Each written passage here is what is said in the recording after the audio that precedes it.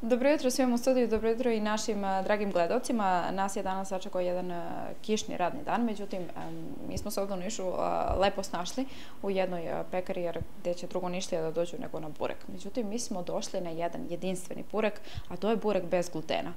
A kako je došlo do ove priče u Nišu, reći će nam Marija Antić. Dobro jutro, Marija. Dobro jutro, Marija. Kako ja to vidim od samog početka? Hrana je izbor koji mi pravimo svakog dana i svakog dana biramo kako ćemo živeti. Mi koji imamo problem sa glutenom, nemamo taj izbor. Znači, mi moramo da biramo hranu bez glutena svakog dana i to je ono što nam olakšava život.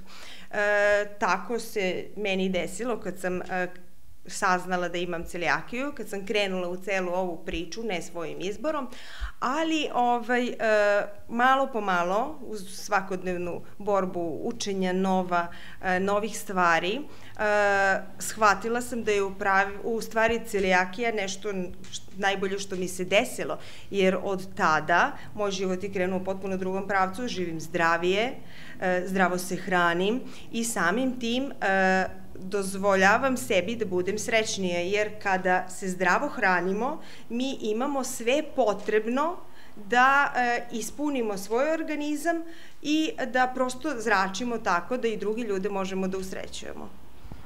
Dobro, recite nam što se tiče bureka sad konkretno.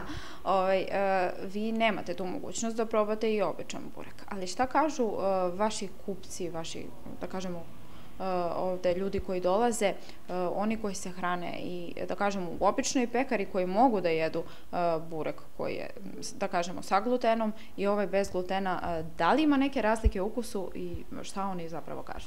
Ja ću vam prvo reći, ja sam jela glutenski burek, jer dosta vremena je bilo potrebno da se meni postavi dijagnoza, jer, mislim, poražavajuće je to što je potrebno od 5 do 7 godina da se postavi dijagnoza netolerancije ili celijakije na gluten. Tako da ja znam taj ukus, pamtim taj ukus i prema tome sam i radila na ovom bezglutenskom bureku da potpuno bude isti, da ne možete da prepoznate razliku, probat ćete. A šta ljudi kažu? Pa ljudi su oduševljeni. Ljudi dođu i kažu hvala vam što postojite i tako stvari tog tipa i prosto usrećuje me to što sam deo nečeg tako važnog da ljudi ovde prepoznaju sigurnost, jer vrlo je teško da odete negde gde morate da objašnjavate kakav problem imate, zašto ne možete da jedete ovo i ono. Ljudi nas gledaju kao, mislim, da se mi bavimo time zato što želimo da budemo u trendu, da je to neko pomodarstvo, a nije. To je u stvari naš način života iz pravih razloga, znači da bismo mogli da živimo zdravije i kvalitetnije. I na taj način ste pomogli svim drugim ljudima koji imaju taj problem.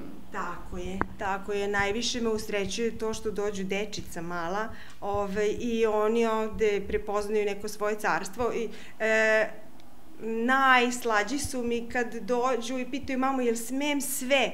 Sve smeš. I onda tu radost, to je nešto stvarno neprocenjivo. Hvala vam puno što ste govorili za naš jutarnji program. Ja se izvinjavam svim gledalcima koji još uvek nisu doručkovali, kao i vam u studiju, da vam ne bismo pravili zazubice, mi ćemo sada da probamo, jer je neizbežno, ovo miriše prelepo i hvala vam što ste podelili ovu priču sa nama, nešto ovako je vrlo važno da znamo, a mi se čujemo nešto kasnije sa neke druge lokacije sa novom pričom. Studio.